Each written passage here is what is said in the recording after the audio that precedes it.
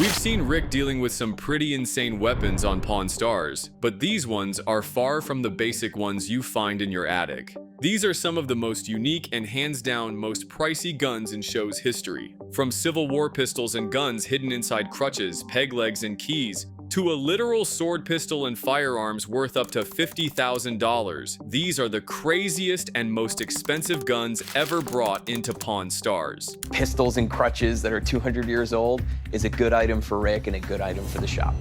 Starting strong with one of the most unusual weapons to ever enter the shop. This guy walked into the shop with a pair of crutches, but these weren't ordinary crutches. If you look closely at them, you'd see carefully hidden flintlock pistols in their structure. Rick and Corey are fascinated, but also have no idea how to value the unique pistol, or even how it works. Rick could only guess that it was probably from the English Navy. They call an expert to have a look at it, and even he is shocked of this one-of-a-kind pistol. The only clue they got was the name and the title that was engraved on the side of one of the crutches, Captain Morris J.N. But even for the expert, this name was a total mystery that the expert had to solve before giving an evaluation. So he does his research and comes back with news about the owner, who he believes is James Nicol Morris. Morris was a sea captain who took a shot to the knee in a battle and had to use crutches up until his death. It kind of made sense for a legless soldier to have a pair of crutch pistols. Now that the mystery of its origin had been solved, it was time to check if the gun actually worked. Chumley volunteered and aimed at the targets, and fortunately enough, it actually worked. That's how it's done. So the expert finally gave his evaluation at a whopping $25,000. $25,000 for it. Though in the end, the owner only managed to sell it for around 15 grand to Rick. But this wasn't the only gun to sell for such a high price. At number 9, we have this guy who walked in with something very similar to Captain Morris's pistols. But this time it wasn't a pair of crutches, it was a peg leg. As with Captain Morris's pistol, the peg leg had a flintlock pistol built into it. With no way to determine who owned and used it, they couldn't even tell if it was legit and functional. The only thing they could find was the symbol of a crown and the initials GR, which referred to King George, who died in the 1820s. However, they tested it to see if it would fire, and somehow the peg leg fired a shot. The expert values it at $12,000 to $15,000, but Rick and the owner settled for $9,500. It was a downgrade from the owner's initial asking price, but either way, the guy wouldn't really use it. So $9,500 for a sweaty pirate leg you had no use for is definitely something. While these two guns were owned by British officers, let's talk about American guns for a second. Specifically, guns that were used in the American Civil War. And I've actually seen it where one of these was fired and the guy said, I didn't enjoy that. This gun collector walked in with a rare LeMat pistol from the Civil War. Only 3,000 of them were made by Dr. Jean-Alexandre LeMat. It was used by the Confederates and served as both a pistol and a shotgun, which is crazy. It had 2 different barrels and was an outstanding weapon, easily qualifying as a unique piece. But its uniqueness doesn't stop people from trying to fake it though, and Rick was worried that this one was a fake. An expert came in, evaluated it, and said that it was indeed a LeMat gun. But another problem came up. Some important markings on the gun were missing, and this devalued it. Still, Rick's final offer to the owner ended up being $10,000, and although the man refused at first, he later came back and took the deal. But this next American Civil War gun coming in at number 7 is even more special because it was used by a known colonel. This guy walked into the shop with an 1838 Colt Paterson pistol that he claimed belonged to Colonel William Manning. Even the words Win R. Manning were engraved on the pistol, so it was believable. There were a few things that made this gun extremely valuable. It was a Colt Paterson gun, and it was used by a colonel, but it was also given to Buffalo Bill, a famous American soldier and buffalo hunter. He, in turn, passed it down to his daughter, and this somehow ended in the owner's lap. But aside from its previous owners, what made this gun exceptional was that it had a serial number of 2. According to the expert, it means that it was the second Colt pistol ever made, making it priceless. But unfortunately, a second serial number was found on the grip of the gun, nullifying the option that it was number 2. Still, it was a rare gun, and the expert valued it at $25,000. I'm probably gonna say 25. 100? 15,000. Yes. Corey offered the owner $12,000, which was an insane lowball offer. In the end, they settled for $15,000, but I don't think it was fair. The most expensive gun sold in America was a Colt Paterson, and it went for $1 million.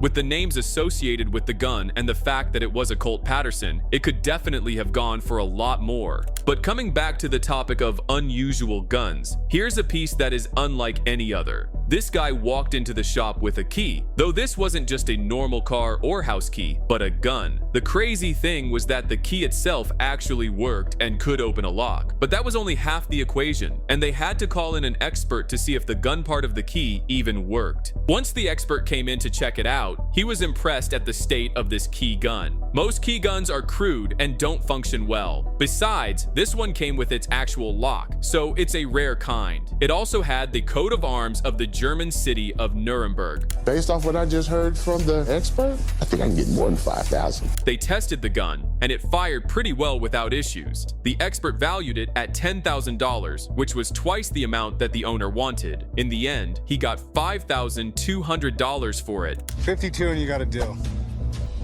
52 it is. Rick, I'll take it. How did that just happen? that's how you close a deal. Which was quite low for the key gun considering its valuation. But even this key gun wasn't nearly the most unique gun we've seen on Pawn Stars. So far, we've seen gun crutches, peg leg guns, and even a key gun. But check out this sword gun that was used for hunting boars. It's a blade, but attached to it was a pistol that would be used in case the initial blow to the animal wasn't enough.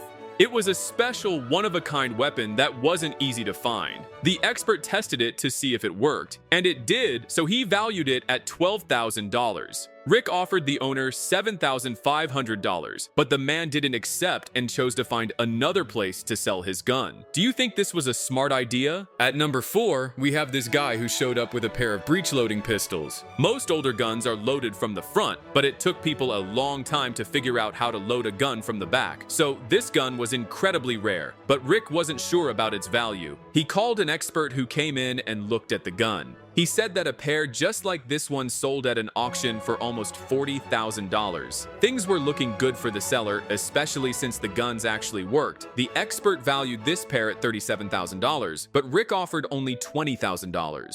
The owner said he got it from his grandfather. It obviously had sentimental value, so he couldn't sell it for that low. He wanted $35,000 so he could start a business, and Rick wasn't willing to settle for that amount, so the owner went home with his pistols. However, he certainly wasn't the first nor the last to turn down an offer from Rick. This lady walked in with an exceptional gun, an antique silver pistol from the Ottoman Empire. It was fancy, with silver and gold gilt all over it. Rick guesses that it belonged to a really rich guy from the Middle East, probably the Ottoman Empire. The owner was asking for $50,000, so an expert came in to evaluate it. He took it home to cast the right size ball, but ended up breaking something inside. In the end, the gun could still fire, but it's heartbreaking that it got ruined. The expert valued the gun at $15,000 and even said, "If it were mine, I wouldn't sell it for less than $15,000.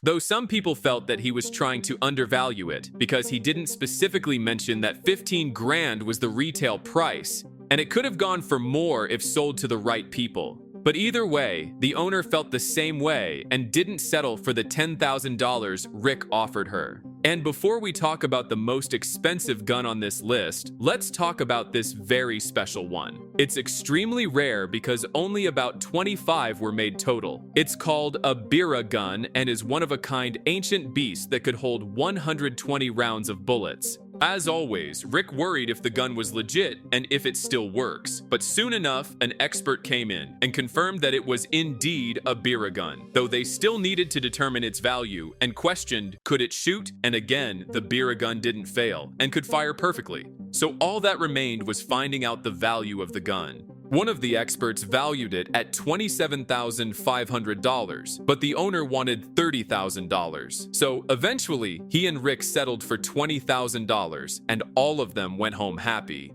Finally, number 1 on this list of the most expensive guns in Pawn Stars is this one. A 16th century pistol with a wheel lock mechanism. Not many people had a functioning wheel lock gun, so if this one could fire a shot, it would be priceless. But unfortunately, Rick almost couldn't close the deal because the expert he wanted to call wasn't in town. The owner was also impatient and wanted money to fix his truck. In the end, Rick gave him $20,000 without even properly evaluating it. $20,000? I mean, that's a lot to take a risk. That might be fake. And it's probably because he knew it would sell for a lot more. When the expert returned, he looked at the gun carefully with a magnifying glass and found several important markings on it. He saw the city of Nuremberg's control mark and the city of Augsburg's control mark. This meant that the gun was a well-made South German piece that probably belonged to a wealthy nobleman. He valued the gun at $50,000, which is more than double what Rick gave the owner. The owner really should have waited those extra 3 days for the expert, and if he did, he could buy a completely new truck instead of fixing his current one. But what do you think? Would you have waited for the expert to come in and probably give a low evaluation, or would you have snatched the $20,000? And if you want to see the worst lowball offers Rick ever made, then click on this video.